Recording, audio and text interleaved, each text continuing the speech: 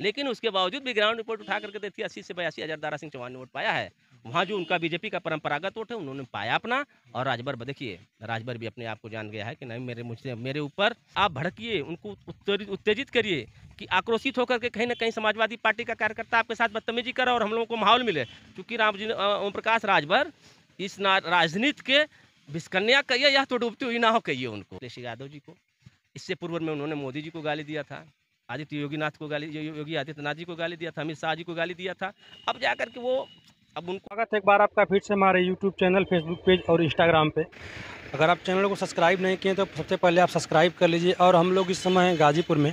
हम लोग के साथ समाजवादी पार्टी के युवा नेता और बहुत चर्चित चेहरा हैं, समाज सेवी के तौर पे एकदम जाने जाते हैं, पीयूष भैया। आइए इनसे मिलाते हैं और इनके विचारों को जानते हैं। सबसे पहले बता दें इनके बारे में थोड़ा सा हम कि छात्र राजनीति से इनकी राजनीति का जो सफ़र है शुरू होता है, और जो भी है इनके बारे में इनसे हम खुद जानते हैं। तो सबसे पहले भैया आपका स्वागत है और अपना परिचय से शुरुआत करिए। जी भैया, बहुत बहुत धन्यवाद। आप मीडिया के साथी जितने लोग आपके चैनल को देख रहे हैं सभी लोगों को प्रणाम। मैं पीयूष विक्रम यादव, हमारा घर यहीं बाजितपुर में पड़ता है, नगनियाव गांव सभा है। और मेरी शुरुआत, राजनीतिक शुरुआत आप ही जिससे नौजवानों से शुरू हुई। छात्र राजनीति से हम लोग जुड़े सन 2004 से 4-5 का कार्यकाल में हम लोग चुनाव लड़े पीजी कॉलेज से। और उसी दौरान तमाम कठिनाइयाँ से झेला गया, बड़ा आंदोलन हुआ, जेल खटे हम लोग 390-95 दिन जेल से खटकर बाहर निकले। 7 दिन में चुनाव लड़े, चुनाव से एक अच्छी पहचान मिली और तमाम सभी मुद्दों पे हम लोग चलते रहे। किसानों के मुद्दा रहा हो, नौजवानों का रहा हो, तमाम बातें रही हो और एक अपनी छवि बनाए हम लोग। और आप ही जैसे नौजवान साथियों को लेकर के क्षेत्र में चलने का काम करते हैं अभी हम लोग। नौजवानों के साथ या फिर जो भी युवा हैं उनके साथ एक बड़ी समस्या है बेरोजगारी की। इसको कैसे दूर किया जा सकता है? देखिए, ये बहुत बड़ा मुद्दा है। ये तो एक तरह से मान के चलिए कि बिल्कुल नौजवान, तो बताया ना आपसे कि नौजवानों को हर तरह से ठगा रहा है। अगर नौजवान पहले अपना करियर बनाने का काम करता था, सेना की भर्ती में चला जाता था। कुछ नौजवान उधर चले जाते थे, कुछ नौजवान टीचर बन जाते थे, कुछ तमाम ये तो भर्तियाँ सरकारें उनके पीछे पड़ी हुई है। और सरकार के साथ-साथ देखिए, ये सबसे बड़ा मुद्दा आजकल के समाज में है कि नौजवान को ठगने का काम साथ-साथ समाज में आरक्षण खत्म किया जा रहा है, संविधान खतरे में है, नौजवान का करियर खतरे में है, किसान, तमाम बातें हैं। लेकिन उसके बावजूद भी मैं नौजवानों को यही संदेश देता हूँ कि हिम्मत से कोई काम करिए, मजबूती से काम अच्छा, करिए कि आने वाला समय आपका बने। अच्छा, इसके पीछे का मतलब कौन है इसके पीछे? इससे पीछे सरकार बिल्कुल पड़ी है भैया। देखिए, चाहे आप पत्रकार साथी हैं, आप मीडिया के साथी हैं, आप उठवा करके ग्राउंड रिपोर्ट उठाइए, क्यों भर्ती कन्फर्म हो रही है। कहीं न कहीं उसमें अच्छा 69,000 वाले को उठाइए, सबसे बड़ा मुद्दा था। कहीं न कहीं उनके ऊपर, नौजवानों के ऊपर बैकवर्ड में फॉरवर्ड के लोग जाकर के सम्मिलित होते थे। एससी में फॉरवर्ड के लोग ला करके सम्मिलित किए। आरक्षण हटा करके खत्म किया जा रहा है, ईडब्ल्यूएस लाया जा रहा है। सीट जाती थी 275, अगर बैकवर्ड की, बैकवर्ड का लड़का टॉप मेरिट में जाता था तो सामान्य में चला जाता था, सामान्य में जाकर के कहीं न कहीं उसका सिलेक्शन होता था। ईडब्ल्यूएस को आप गलत क्यों मानते हैं? गलत ईडब्ल्यूएस तो देखिए, सही तो है, ये क्या नहीं, नहीं, दिक्कत है नहीं, इसमें? नहीं, ये अच्छा, एक चीज़ बताइए, आप बताइए, ईडब्ल्यूएस सेम जैसे ये लोग कहते थे कि आरक्षण है। आरक्षण हम और पिछड़ों को गाली देते थे। वो मंडल कमीशन की स्थितियाँ को अगर मैं बताऊँ तो वहाँ ये पिछड़ों को गाली देते थे कि हमारे में भी आ रहे हैं, अपना भी ले रहे हैं, हमारा भी ले रहे हैं। तो ईडब्ल्यूएस इनको ने फिक्स कर दिया इन्होंने ना, वहाँ तो इनका कोई जाने वाला नहीं है अब ना। प्लस उसमें सामान्य प्लस ईडब्ल्यूएस, ईडब्ल्यूएस में दोनों लोग। अच्छा ये बताइए, गरीब मजदूर होगा, अगर उनके यहाँ भी गरीब है, अगर कोई, तो गरीब पूरा पूर्ण रूप में ईडब्ल्यूएस का लाभ नहीं पा रहा है। आने वाले आज इतिहास उठा करके दिए 90% फॉरवर्ड में लोगों में जो मजबूत है वही लाभ पा रहा है इसका। घोसी में बहुत बड़ी जीत हुई है जी, समाजवादी पार्टी की या फिर एनडीए, या इंडिया के, इंडिया कहें तो, क्योंकि सभी लोग मिलकर चुनाव लड़े और बहुत बड़ी जीत हासिल की। जी, जी, तो क्या इससे माना जाएगा कि जो पीडीए का परीक्षा था जी। वो कहीं ना कहीं पीडीए पास कर ली है? जी देखिए, ये घोसी का चुनाव, मैं घोसी की आवाम को बहुत बहुत प्रणाम करता हूँ। और पूरे लोगों को मैं संदेश देना चाहता हूँ, घोसी के लोगों को। हर जात मजहब धर्म तोड़ करके, जात को तोड़ करके जमात की राजनीति खड़ी करने का काम किया उन्होंने। और वहाँ घोसी के लाल को ही नहीं, इंडिया, ये लड़ाई, घोसी की लड़ाई इंडिया बनाम इंडिया थी, एनडीए बनाम इंडिया थी। और उसमें सबसे पहले अगर प्री परीक्षा की बात की जाए, राजनीति 2024 की शुरुआत घोसी ने कर दिया है। और आने वाला 2024 ये आगाज ही घोसी से होने जा रहा है, होकर के हो गया। और ये संदेश 2024 में सबसे बड़ा अगर कोई देने का काम किया तो घोसी की जनता ने देने का काम किया है। क्या लगता है कि 24 में किसका पलड़ा भारी होगा? देखिए, ये तो अब तो घोसी ने बता ही दिया ना, घोसी ने बता दिया आपको आने वाला समय खुद ही महसूस होता रहेगा। आप तो रिपोर्ट आप खुद ही जाते हैं, गाँव के लोगों को पूछे रहे हो कोई बता एनडीए के साथ ओम प्रकाश राजभर और ओम प्रकाश राजभर का पूर्वांचल में दबदबा है पूरा। अच्छा, वो तो देखने को मिल गया घोसी में आपको हाँ, देखे 2 लड़के उनके हैं, वो भी लोग कहते हैं कि अखिलेश यादव भस्मासुर हैं, जिधर जाते हैं सबको भस्म कर देते हैं। अच्छा, बाप ये परवरिश कहीं न कहीं उनको संस्कार और सभ्यता की कमी है उनके अंदर और उनकी शिक्षा इससे जग ज़ाहिर होता है कि उनके कहीं न कहीं अशिक्षा का उनके माहौल है।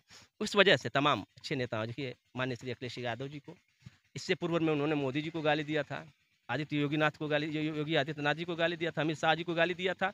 अब जाकर के वो अब उनको ओम प्रकाश राजभर को ये है कि किसी तरह से समाजवादी पार्टी के बीच में जाएँ और समाजवादी पार्टी के लोगों को ये भड़काएँ, वो आक्रोशित करें। चूँकि समाजवादी पार्टी आंदोलन के रूप में जानी जाती है, समाजवादी पार्टी की पहचान एक सच्चे आंदोलक के रूप में है और समाजवादी पार्टी किसी मुद्दों को लेकर के सड़क तक संघर्ष करने का काम करती है।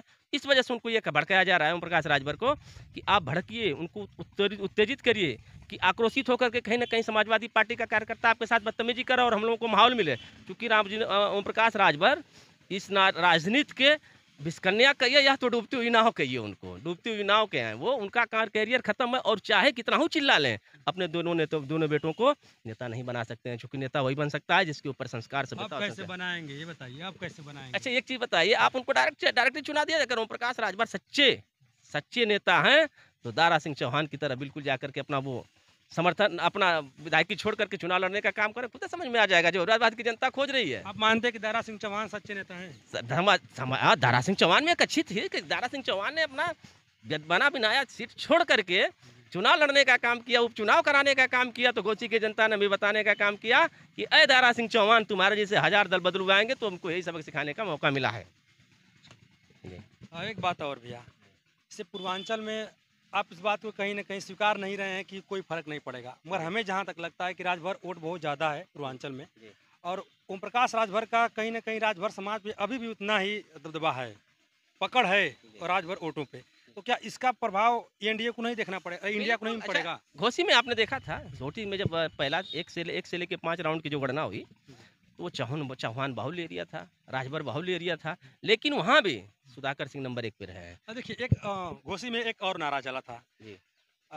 नारा ये था कि दारा तेरी खैर नहीं, हुँ, बीजेपी से बैर नहीं, बैर नहीं। अब मोदी जोगी से बैर नहीं। जी। तो कहीं ऐसा नहीं निकला कि जो घोसी का चुनाव था कहीं दारा से लोग रुष्ट होकर के हरा दिए उनको? नहीं, जो बीजेपी का परंपरागत वोट है, वहाँ उन्होंने दारा ने पाया है। देखिए, दारा सिंह चौहान ने 82,000 करीब वोट 80 से 82,000 वोट उनका परंपरागत वोट उन्होंने मिला है उनको उतना वोट में नहीं। घोसी दारा से जो बैर नहीं, घोसी से बैर नहीं, दारा तेरी खैर नहीं वाला नारा था, बिल्कुल था। लेकिन उसके बावजूद भी ग्राउंड रिपोर्ट उठा करके देखिए 80 से 82,000 दारा सिंह चौहान ने वोट पाया है।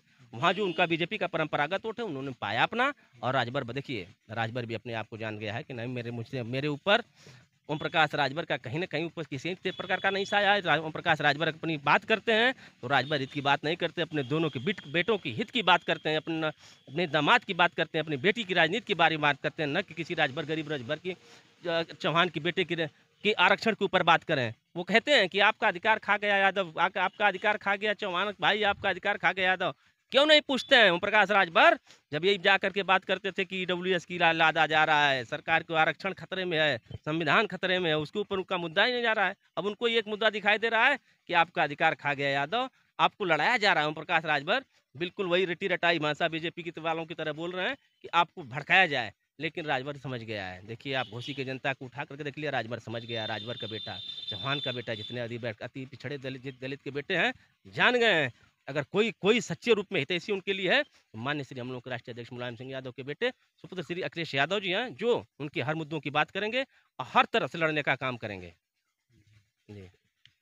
क्या संदेश देना चाहेंगे जो लोग मतलब पिछड़े दलित समाज से, जो वंचित समाज से आते हैं, उनको क्या संदेश देना चाहेंगे? देखिए, उन लोगों ने जिस तरह से घोसी के चुनाव में माननीय श्री समाजवादी पार्टी के लोगों के साथ, समाजवादी पार्टी के साथ कंधा से कंधा मिलाकर चलने का काम किया है, इसी तरह अगर 24 में उन लोगों ने एक मजबूती से स्तंभ की तरह खड़े होकर के विपक्ष में समाजवादी पार्टी के साथ खड़े रहेंगे और इंडिया के साथ खड़े रहेंगे, तो आने वाले समय में एनडीए का भविष्य बिल्कुल समाप्त होता नजर आ रहा है। अच्छा भैया, एक चुनाव जो घोसी का चुनाव था, उसमें एक बयान बहुत चर्चा में था कि यादवों की बुद्धि 12 बजे खुलती है। जी जी जी जी और कहीं ना कहीं आप भी यादव समाज से ही आते हैं, जी जी तो क्या सच में यादवों की बुद्धि 12 बजे खुलती है क्या? ये वही तो बताएं कि कहीं ना कहीं शिक्षा का अभाव है। ओम प्रकाश राजभर ही को उनके बेटों के ही नहीं, उनके उनके ऊपर खुद है अशिक्षा है, उनको कहीं ना कहीं संस्कार में उनकी कमी है और उनकी सभ्यता वही है। आज भी उठा करके देखिए, ओम प्रकाश राजभर को मैं छात्र राजनीति में अपने जाति शुरुआत जब हुई थी, इनको मैं बहुत पहले थे, हमारे एक मौसी के लड़के हैं विजय शंकर यादव मंटू,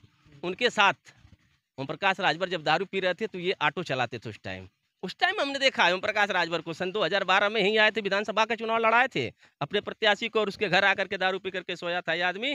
मैं भी उस टाइम भी इनको देखा ओम प्रकाश राजभर को। ओम प्रकाश राजभर आप तो उल्टा आरोप लगा रहे हैं। वो कहते हैं कि जो महेंद्र राजभर हैं और उनके साथ ये लोग थे, जो अखिलेश जी यादव के जी साथ जी हैं, जी ये लोग दारू पीते हैं, आप उल्टा उन पे लगा जी जी दिया। अच्छा, आपने सदी सदाई आप तो पत्रकार साथी हैं, महेंद्र राजभर को भी देखा होगा, रामजी राजभर को भी, तमाम जितने स्वाभिमान पार्टी के नेता हैं उनके ऊपर आपने बयान लिया होगा। कहीं ना कहीं उनके अंदर एक सभ्यता और शिक्षा का माहौल मिला होगा।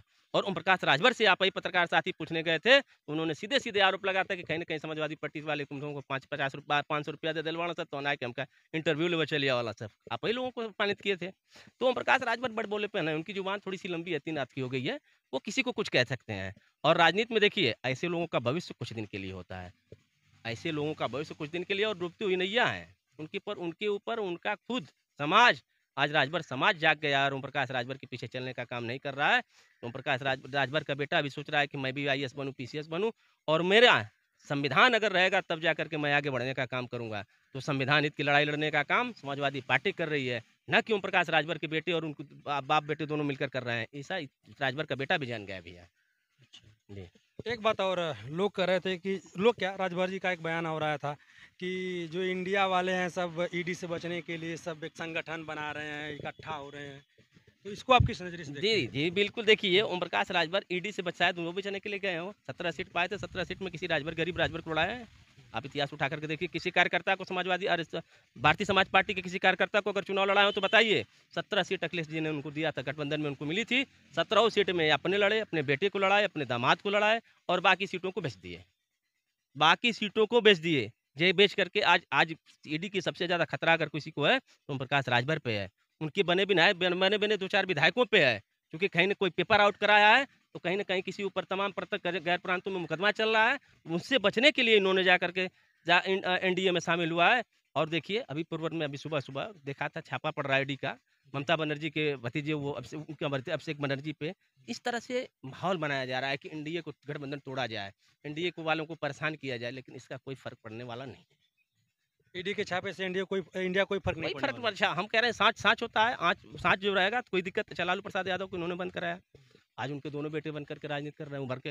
ये बिहार में अगर संपूर्ण रूप से इतिहास उठा करके देखा जाए तो तेजस्वी और तेज कई कई गुना भारी हैं भारतीय जनता पार्टी के लोगों पे जी। दोस्तों, हम लोगों के साथ समाजवादी पार्टी के, अच्छा भैया, आप समाजवादी पार्टी के बहुत युवा ने, मतलब युवाओं में आपकी पकड़ बहुत तगड़ा है, ये कैसे कर लेते हैं, थोड़ा सा हमको भी जी, बताइए। देखिए सुनील भाई, कहीं न कहीं नौजवानों के बीच में हम लोग रहे हैं और नौजवानों के ऊपर मुद्दा हम रहता है उनका, नौजवानों पे एक भरोसा रखा है कि मैं जाऊँगा पीयूष यादव के साथ, समाजवादी पार्टी के लोगों के साथ, तो हम ग्राउंड हम लोग चलते हैं, मेहनत करते हैं, वर्क करते हैं। 23 साल हो गया मुझे राजनीति करते हुए और नौजवानों के बीच में रहते हुए, तमाम यातनाएँ सुनते हैं, बातें सुनने को मिलती हैं, लोगों की आलोचनाएँ सुनने को मिलती हैं, इस तरह से मिलता है। लेकिन उसके बावजूद में नौजवान अगर सबसे ज़्यादा अगर विश्वास करता है, मेरे साथ विश्वास रहने का करता है और मैं चलता हूँ और नौजवानों को समय समय से उनको डांटता भी रहता हूँ कि देखिए इस तरह से नहीं, इस तरह से चलिए, इस रास्ते पे चलेंगे तब हम लोगों की भलाई होने वाली है जी। अब बहुत मदद भी करते हैं आप युवाओं की। जी बिल्कुल, नौजवानों के साथ चलते हैं तो कहीं ना कहीं आप ही जैसे भाई हैं होता रहता है। मैं क्या कमाता हूँ, मेरे पास तो कुछ नहीं है, मैं जो भी हूँ आज नौजवानों के भरोसे हूँ चलिए ठीक है, बहुत बहुत धन्यवाद। आप सुन रहे थे पीयूष यादव विक्रम जी को, और फिर मिलेंगे, इनसे वार्ता होती रहेंगी। अगर चैनल को सब्सक्राइब नहीं किए तो सब्सक्राइब कर लीजिए, फॉलो कर लीजिए, अपना प्यार आशीर्वाद इसी तरह पूरे चैनल पर बनाई रहे। फिर मिलते हैं किसी और वीडियो में, धन्यवाद।